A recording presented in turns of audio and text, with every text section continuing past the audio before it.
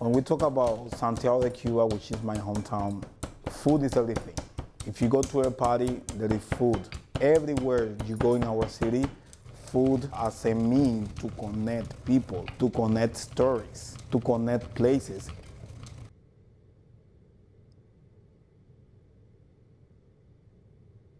My name is Ariel Reyes Antoine. I'm originally from the eastern part of Cuba, Santiago de Cuba, and I mix heritage with Haitian, Congolese, French, a bit of everything, but I didn't identify myself as an Afro-Cuban.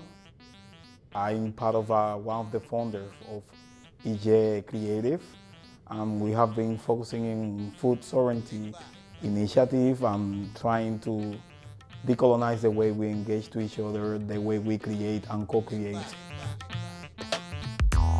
My name is Jess, and I have mixed heritage, Australian, Prussian, Indigenous, French, Canadian, of many things. Ariel and I, my spouse, have created the EA Collective, where we're working on food sovereignty initiatives and awareness campaigns of various sorts around connecting to the land.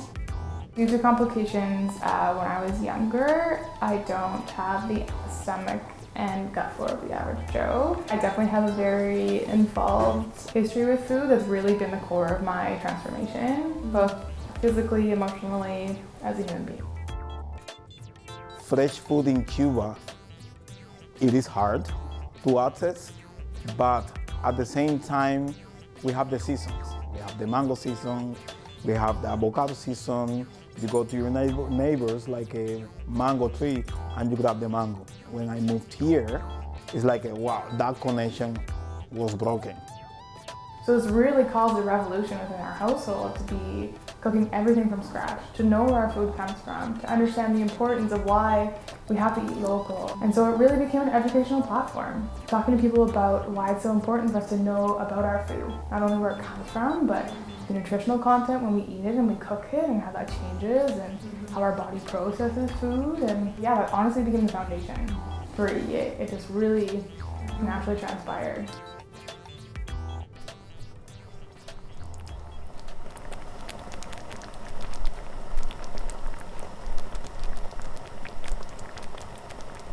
A lot of what we ate was very much of the land, was very much fresh and just vegetable based, and like catching fish and things like that. That which was of our land and around us and surrounded by us. And my mom always made sure that we had food that was nutritious, food that had vegetables in it, food that tasted good, food that was like literally just of that area.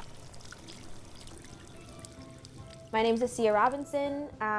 When you ask me about who I am, the first thing that comes to mind is my nationality, because I do have a really strong tie to my land. So I was born and raised in the Bahamas, Freeport, Grand Bahama, the most northern island.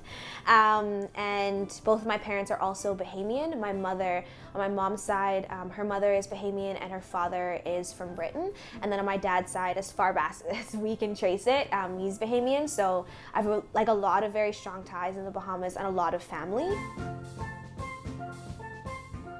I'm Muslim, and I think that's really important to me because it speaks to the way that I walk through life, and especially when we're talking about food, we're talking about people, it speaks to the way that I walk on these lands and the way that I approach things, and that comes also with my relationships with Indigenous peoples that I've met here in terms of the work that I'm doing, and just like the friends that I have.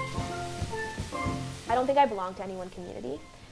I'm learning more and more about myself in the way that I engage with certain communities and the vibrations, I would say, that I feel with certain people. So like when it comes to Indigenous populations, like I'm Indigenous to the Bahamas, but what really drew me to Indigenous peoples was the ceremony that they hold and just the beauty of that, and being able to sit down with them, being able to share food, being able to just understand the way that they connect to land gave me an opportunity to learn more about that connection to land and gave me an opportunity to genuinely understood what I lost when I left home.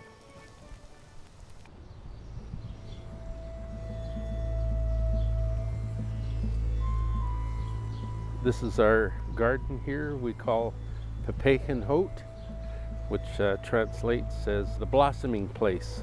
We got that name from our elders that suggested that would be a good name for here. I think whenever anyone comes here, they can feel the tranquility and the peacefulness, and that feeling overtakes them. My English name is Earl Claxton Jr. and my Sinchothan name is Thethekton. And that name comes from my great-great-grandfather from Malahat across the water here from Sartlip. And I come from the village site of Sayout on the Saanich Peninsula. Whenever you hear at the beginning part of a Sinchothan word, it means the people of. So Juanitum and Saanich, that's us. And my dad said, Saanich is not a place. He said, it's us. We're the Saanich. About 30 years ago, I had an aneurysm in my brain, and I was, of course, very weak. I felt I was becoming strong enough to get out and start doing something useful, being part of the community again. I was wondering, what can I do that I'd be able to do that would be good for the community? And just then a notice came to my door. They dropped off a band notice, and in there they were asking for students for the school, the tribal school, for a horticulture course. And here I thought, well, that's something I can do. I can grow big vegetables and be useful to the community, supply the community with vegetables.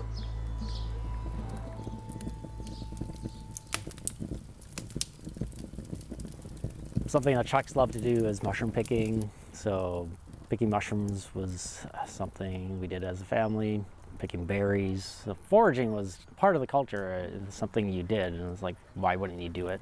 My grandfather was like the king mushroom picker. Like, I have photos of him, like mountains of mushrooms in front of him, like on a table, and like the biggest grin, like just like smiling ear to ear. It's just like gold, right?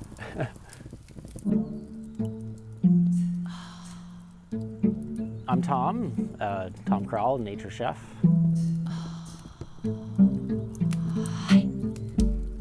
I come from a Czech Republic lineage, Czechoslovakia at that time. My grandparents, they escaped communism and they came to Canada looking for more freedom. I grew up in a family-run business. It was actually a deli called Prague Deli. And yeah, my grandparents first started it in '68.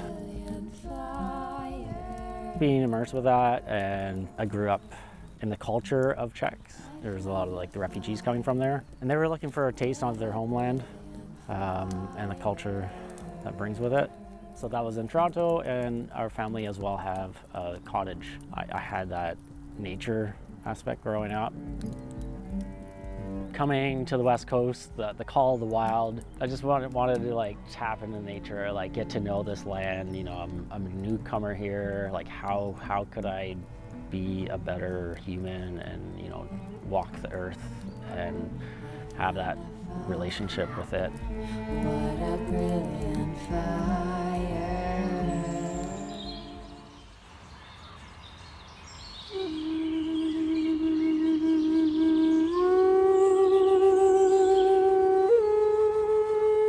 Siam des Yea, Siam des Walmoch, Siam des Wallaqua, Enta, Walmosne, Costenachan, Siam Sku Kitana Quatin Salquain, Nichito Lalamechan at a Walmoch's Uslins at a Walmoch Slakan, Ohai Tapka, Sila Ash, Jane, Quastonwood Wesley, Shatani Asnanemoch.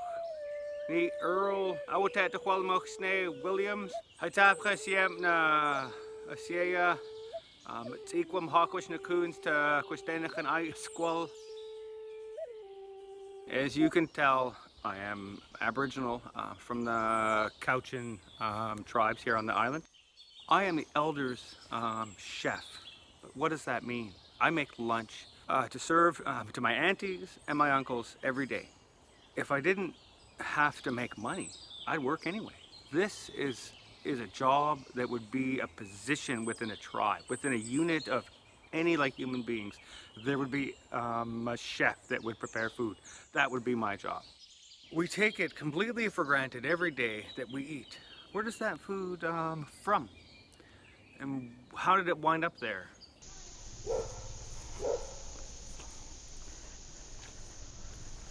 This was before like a landfill, so we took over. Now we have like some like greens, and you can see that still we have our palenque. The term palenque, it is about the African enslaved in the Caribbean that they created all these like settlements where they were like taught by the indigenous people of that land. Palenque really started in the midst of COVID. We were really inspired and doing our own thing, and then we were like, this is a need in the community. And such a need because we realized that all food security and food sovereignty projects in town are unfortunately catered to and by white people. So there's no space for any BIPOC in these initiatives. We were like, oh, wait a minute. So the issue is bigger than we thought. It was about educating people to understand the land, to understand the different like food that grow in this land. You know, so there are many components within that food sovereignty and even that food security, but we need to talk about the systemic barriers that make people food insecure in the first place. You know, one of the biggest barriers is like food access. And then you go that in our community, let's say 80% of our people live in apartments. You know, in an apartment building, then you have the landlord that sometimes they don't allow to people to garden, you know? And it is this very complex like a dynamic that tells you that the intersect between land access, housing, education. Looking at our relation with food and how in this very like capitalist colonial system that we're in, you really lose that connection with food.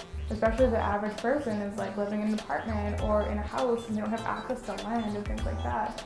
So they might not know what a vegetable looks like. They might not know how it grows. They might not know that relation that's required to process and harvest that food. So it started became a personal interest, and we're like, oh well, yeah, that's a very valid point. Like we don't really know either. We just started gardening ourselves and really feeling connected and inspired. Then COVID hit basically. And then we realized that it's not just a local issue. It's like, yes, it's a local issue, but it's a global issue. And we were really inspired to take initiative and create an initiative that would really try and not only give people their own sovereignty and really try and give them a better sense of food security, but also have that as kind of like context to really start talking about that connection with the land and people's relation with the land.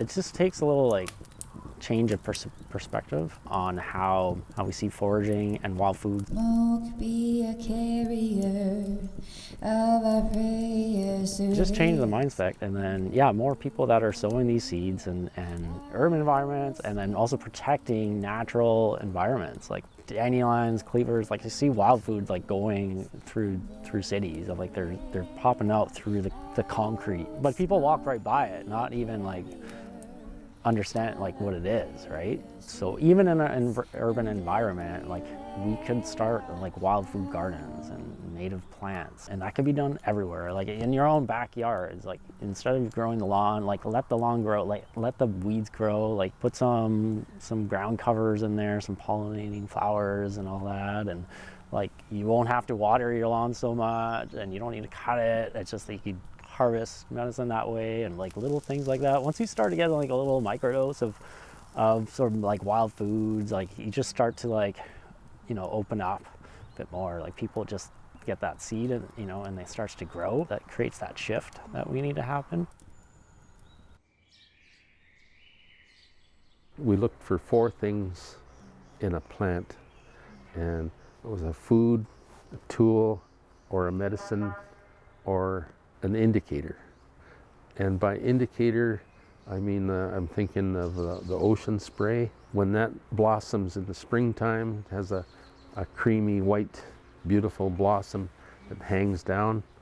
And when that's in full bloom, that's the sign that that's the good time to go and hunt for deer. And when that same bloom turns brown In the summertime, that's the signal that it's time to go out and catch sockeye out of the reef nets.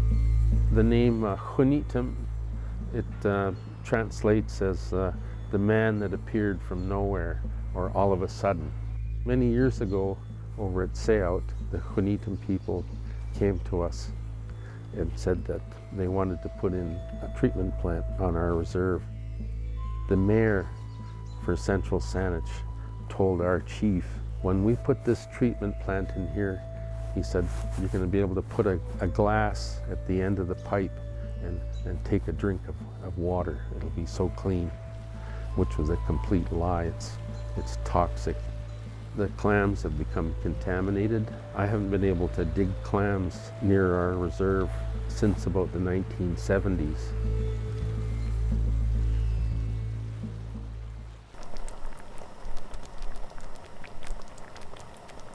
How do we make sure that we're nourishing ourselves while also nourishing the land? And I feel like the land comes first and the land will nourish you, but you have to take care of it.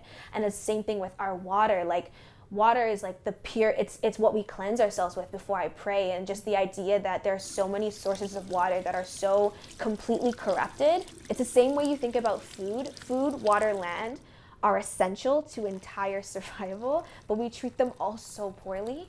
And it genuinely breaks my heart. When I think about my relationship as a daughter to this land, it's just like that is my job. It's my role to take care of it. It's not, oh, because we need emissions down, it's because it will take care of me if I take care of it, and it has to be that way. I'm quite literally a daughter in every aspect of my life because the earth is my mother, and like that connection. And when I understand that, I love my mom more than like any other human on this earth, and the way that I take care of her is the way that I should be taking care of the earth. Food is culture. When we eat, it's the result of a lot of work. It's not just what we eat, it's how it was prepared. It's how it was preserved. It's how it was harvested. It's how you knew how to harvest it, where, and where that information was from, and how that all weaves us all together. Traditional food is also that way too. We had this whole web of food production. You know, let's use smoked salmon as, like an example. You learn how to cook it, which is like one level below the act of eating. But when we have it, it has to have arrived from somewhere. And that's when we learn how to preserve it, how to actually smoke it. That's at the very bottom of everything. It's the elders and their wisdom. I thought everybody knew how to smoke fish. I thought everybody knew how to prepare smoked fish, how to prepare salmon right over top of a fire using only sticks. I thought everybody knew how to roast all their food in the ground. So I grew up, I assumed that everybody received the same education I received. But that wasn't the case. The education that I received was unique. They would slide the salmon down into here, and then when it got down far enough, they would bind the top, and it would be held out by the sticks. They decided to name the school here Thelwellnuk because the elders felt that our language was being washed away by the English, much the same way as we got nearly washed away in the Great Flood long ago, and that Thelwellnuk, the mountain, saved us. We didn't have a written language, so traditionally the elder would be in the longhouse, and the children or interested adults would be around and listen. That was the way that the information was passed on. All things are living, and all things are important, even the tiniest thing. And I think that was brought to everyone's attention this past year with what's known as the pandemic. A tiny thing that you can't even see. It stopped the world. We've come to a halt, and I think it's kind of a wake-up call for everyone to say we need to become better here so that everything is sustainable. We need to tap into and look at how Indigenous people have done it. and they've tended the plants, they've tended the earth, they supported the plants from growing, right? They cultivated it in a way that, you know, spreading the seeds, pruning plants and all this to produce more food, more wild food. When you're all really in harmony with the land and living with it, this connection just comes up. Like Indigenous communities, like very supernatural, like, and they were just eating food from the land, like they were. But when you start to switch into a conventional diet, you just kind of disconnect that. It's like cutting the umbilical cord. Have tradition, like bring in the ceremony, build a better relationship with the First Nations people, because yeah, there's a lot of healing work to do. So I think one of the steps is first, you know, doing the work on yourself and healing the land, and something that really takes time and could take generations to heal this bridge. When you build community around the gathering and the cooking, and when they're fueled up, this light really shines, and that's the light we need in this world.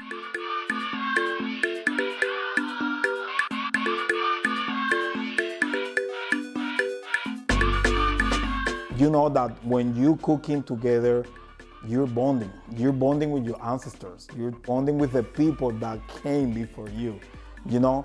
So talking about food, we are talking about community. IE Creative, it is about talking to people that we are in this together. We are really made up of the stories of our people. That's why for us, food, community, they are interconnected.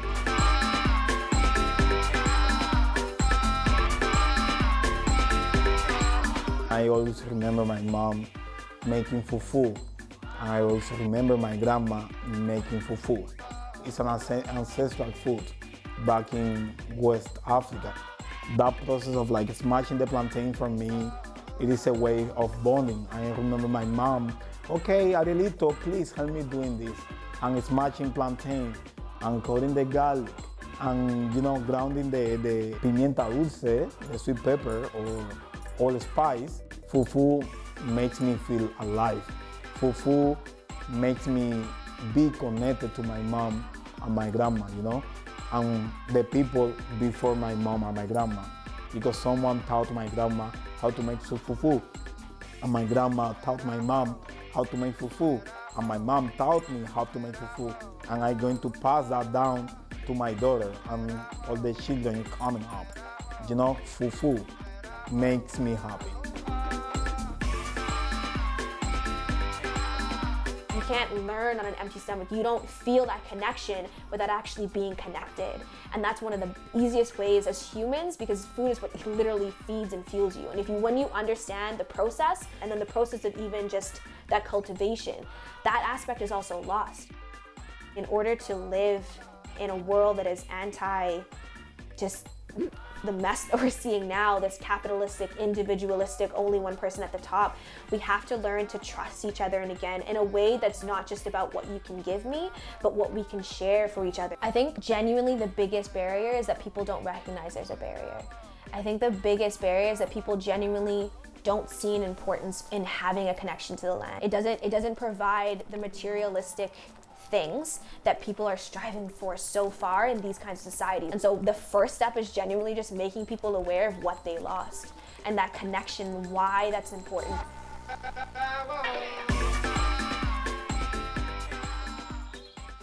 I needed to make sure that I could share this information, because there's not a lot of this information out there to be shared, but also that everybody needs to know these things. We're losing it way too fast. I'm literally watching the elders leave this world with information that was never shared.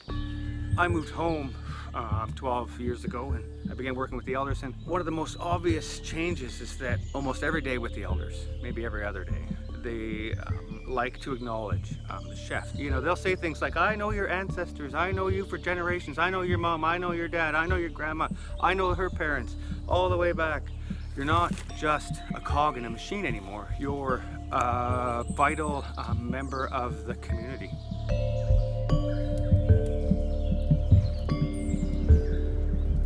As humans, like, we are like a medium, right, of heaven and earth. Like, we are on this land, on this planet, and food connects us. finding someone like Dante lived, 10 years out in the bush, just like, living off the land, like, yeah, foraging, camping. But I saw this thing, called Wild Food Fridays, right? I was like, oh, cool, like I gotta go check it out. So that was Dante that was hosting that event, and he was been doing this kind of like wild crafting, cooking, and all that. I was like, this looks really cool. I really gotta come check it out. Finding a mentor, like finding someone that's like willing to share the knowledge, like that they've, lived through their own experiences, and they're willing to share that. And with the children too, like get the children like into it, get the children like stoked up on it, and then they'll be like all lit up and wanting to partake. I think a lot of focus on children right now, and take them out and, into nature kind of immersion schools, and teach them the names of the trees.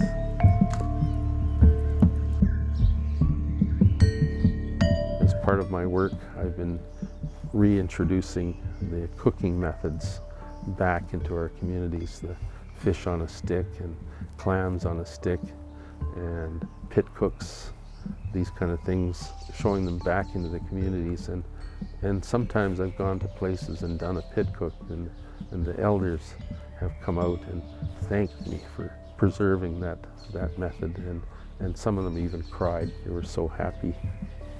One of my elders long ago said to me, Earl, we got to be ready. He said, one of these days they're going to say to us, well, we tried our best to run things, and they're going to hand it back to us. And we got to be ready. He said, we got to be ready to show them how it's done proper. That's part of what I've been getting ready for.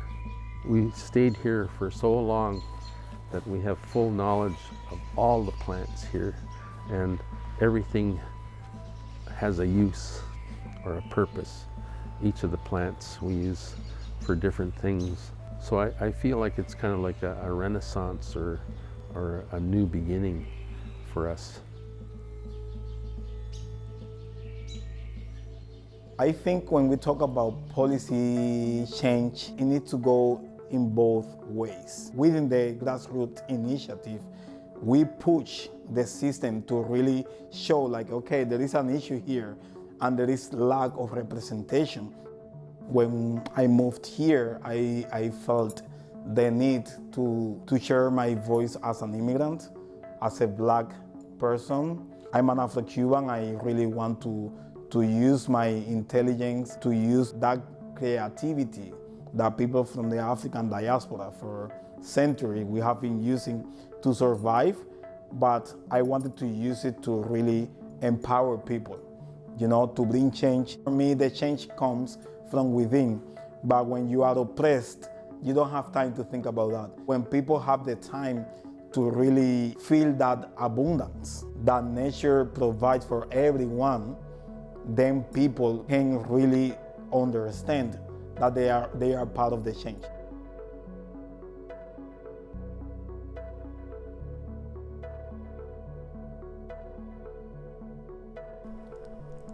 It's a thing, it's not a process, it's not a foundation, it's not anything fundamental. And when you genuinely educate people and you make them aware of how core food is to literally everything, access, policy, legislation, systems, just processes, it's interwoven in everything. And when you realize that is one of the biggest barriers that we have as peoples who are oppressed, whether it's because of sexuality, race, gender, ethnicity, whatever, when you realize that is something that we all share in common, and if you actually were to break that, you would be breaking through so much, and you would be able to help all of these systems. That's what I think the leadership needs to do right now, because I think there are a lot of people who are amped. There are a lot of people who have energy. There are a lot of people who are doing things. People very much like to fight for things that are a lot more public and beautiful. Things that just seem, I can Instagram this, I can put this somewhere and it just looks amazing. Me digging in the ground, me planting a seed, it doesn't look revolutionary. No one wants to video that. It's not my fists in the air. It's not a powerful, motivating speech. It's not an actual protest or rally. It's not a blockade. It's like literal growth.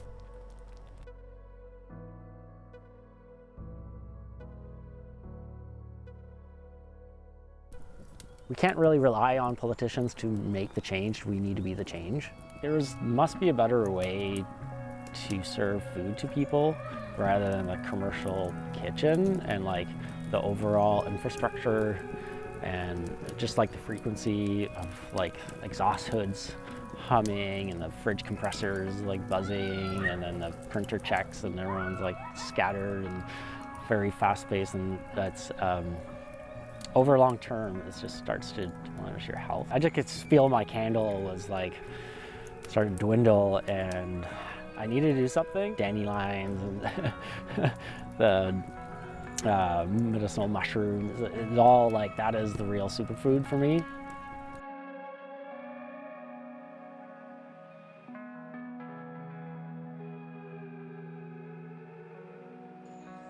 Aboriginal food and food production is basically outlawed, and a lot of traditional practices were actually outlawed for a long time. Our world needs to acknowledge that the Canadian world is just a visitor here in our world, the Aboriginal world, which has lived here for thousands of years, and that we would like to supply this other world with our foods.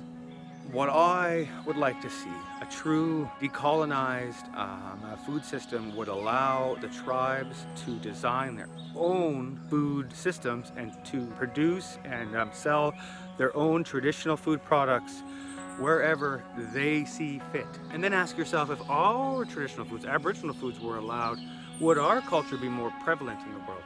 I think the answer is yes.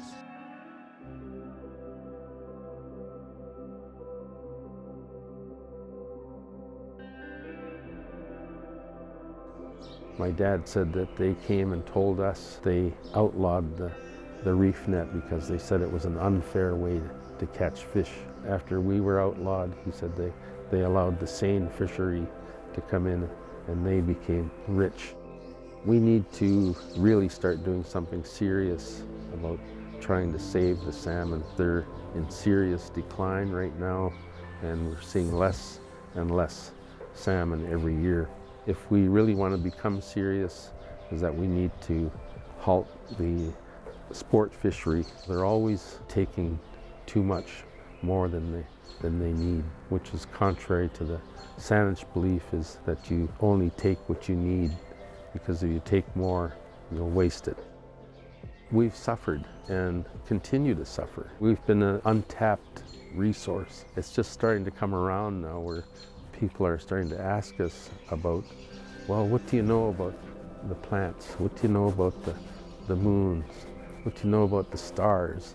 What do you know about the winds and the tides? We all need to walk together to heal.